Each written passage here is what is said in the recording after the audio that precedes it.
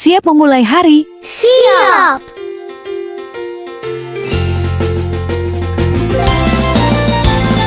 Kokoro no naka, itsumo igai deru. Yume wo noseta, jibun dake no sekai jizu.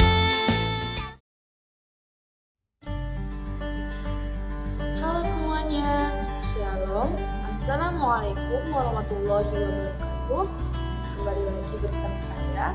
Di video kali ini saya akan menjelaskan mengenai asas-asas pembelajaran dan juga gaya pembelajaran. Video ini merupakan tugas dari mata kuliah belajar dan pembelajaran. Sebelum mulai, jangan lupa untuk like, komen, dan subscribe ke channel ini.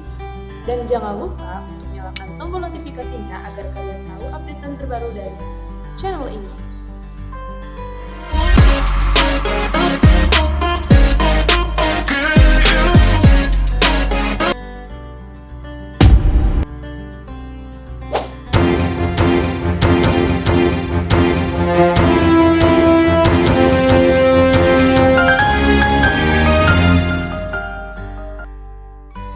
Dalam melaksanakan proses belajar dan mengajar di kelas, sebaiknya sebagai calon pendidik atau guru, kita harus bisa menjelaskan asas-asas belajar dan pembelajaran serta menerapkannya kepada siswa di kelas.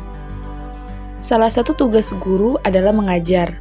Dalam kegiatan mengajar ini, tentu saja tidak dapat dilakukan dengan sembarangan.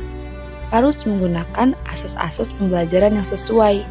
Mengapa demikian?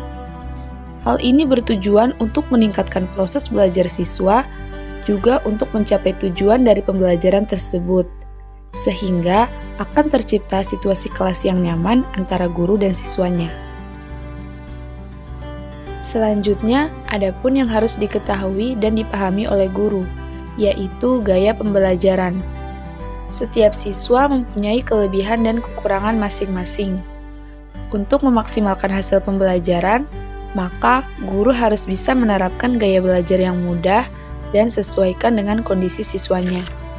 Dengan mengetahui gaya belajar siswa, guru dapat merancang kegiatan pembelajaran dengan beragam model, strategi, dan metode yang sesuai. Adanya bermacam-macam kegiatan dalam pembelajaran ini, maka akan menciptakan suasana belajar yang kondusif, menyenangkan, dan sesuai dengan kebutuhan serta kemampuan siswa.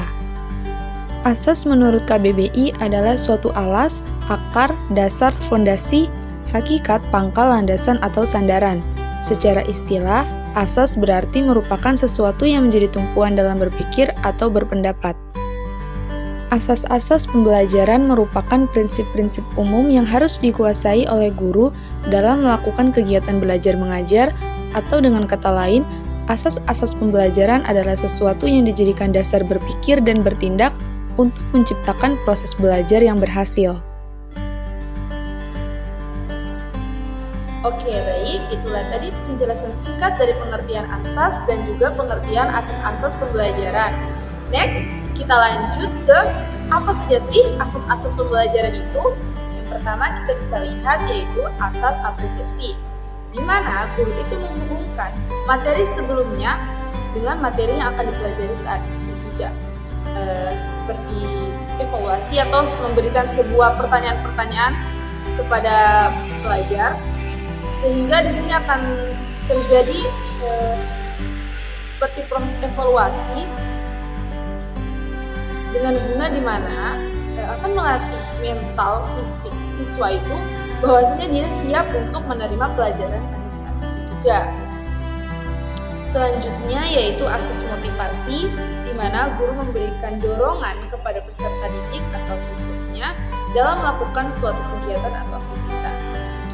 Di sini guru bisa dengan memberikan sebuah kata-kata motivasi, kata-kata penyemangat, atau bisa juga dengan memberikan maksud, tujuan, dan manfaat kepada peserta didik itu ketika dia mengikuti kegiatan tersebut. Hal ini berfungsi sebagai penyemangat bagi siswanya ya, bisa jadi penyemangat dan juga bisa menjadikan siswa ini lebih tenang dan merasakan nilai-nilai positifnya ketika dia mengikuti kegiatan tersebut. Selanjutnya yaitu asas aktivitas, di mana guru memberikan kesempatan seluas-luasnya kepada peserta didik dalam belajar. Seperti contohnya, guru itu meminta kepada peserta didik untuk membaca dan juga memahami materi yang akan dipelajari. Fungsinya yaitu untuk mengaktifkan siswa dalam kegiatan belajar mengajar, sehingga tidak terjadi proses belajar pembelajaran yang pasif, di mana siswa hanya mendengarkan apa yang disampaikan oleh gurunya saja. Selanjutnya yaitu asas peragaan, di mana guru harus bisa memperagakan atau mempraktikkan tugas gerak yang akan diajarkan, seperti bagaimana langkah-langkahnya, bagaimana caranya, prosedur-prosedurnya. Itu guru harus bisa menjelaskan kepada siswa, sehingga akan terjadi kelancaran komunikasi antara guru dan siswa dan juga tidak akan terjadi kesalahpahaman. Selanjutnya yaitu asas modifikasi. Di sini guru melakukan perubahan di antaranya yaitu perubahan metode, perubahan konsep, dan juga peraturan dalam pembelajaran. Perubahan ini dilakukan berdasarkan kemampuan dan juga kondisi peserta didik yang diajarkan. Bertujuan juga untuk memberikan kemudahan pada peserta didik dan menjadikan pembelajaran yang awalnya sulit menjadi lebih mudah. Selanjutnya yaitu asas pengulangan, di mana guru memberikan pengulangan terhadap materi-materi yang dianggap sulit oleh peserta didik. Dalam pengulangannya ini pun, guru harus menggunakan bahasa yang lebih mudah dibanding sebelumnya, sehingga berfungsi untuk memberikan pemahaman yang jelas kepada peserta didik dan agar memudahkan peserta didik ini untuk bisa cepat tanggap dalam memahami materi tersebut. Selanjutnya yaitu asas evaluasi, di mana guru melihat seberapa besar tingkat kemajuan proses belajar siswa setelah melakukan proses belajar mengajar di kelas. Seperti contohnya yaitu guru melontarkan beberapa pertanyaan guna untuk mengasah kembali daya ingat siswanya atau peserta didiknya. Hal ini pun berfungsi untuk mendapatkan hasil pembelajaran yang baik setelah proses belajar mengajar. Oke, baik, itulah tadi beberapa asas-asas pembelajaran. Kita lanjut ke gaya-gaya pembelajaran. Di antara gaya-gaya belajar yaitu yang pertama ada gaya belajar visual, di mana gaya belajar ini mengandalkan indera penglihatan untuk dapat memahami pelajaran. Seperti siswa itu ditampilkan secara langsung terhadap media pembelajarannya, seperti berupa gambar-gambar, diagram, atau dengan menggunakan video pembelajaran agar lebih mudah dipahami oleh peserta didik.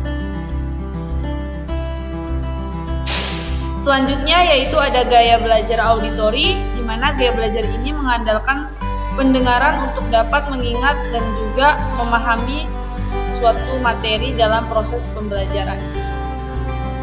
Selanjutnya yaitu gaya belajar kinestetik, di mana gaya belajar ini digunakan dengan cara bergerak, bekerja, atau menyentuh sesuatu. Maksudnya seseorang dapat belajar dengan menggunakan indera peraba atau dengan kontak fisik agar lebih mudah untuk memahami pembelajaran tersebut.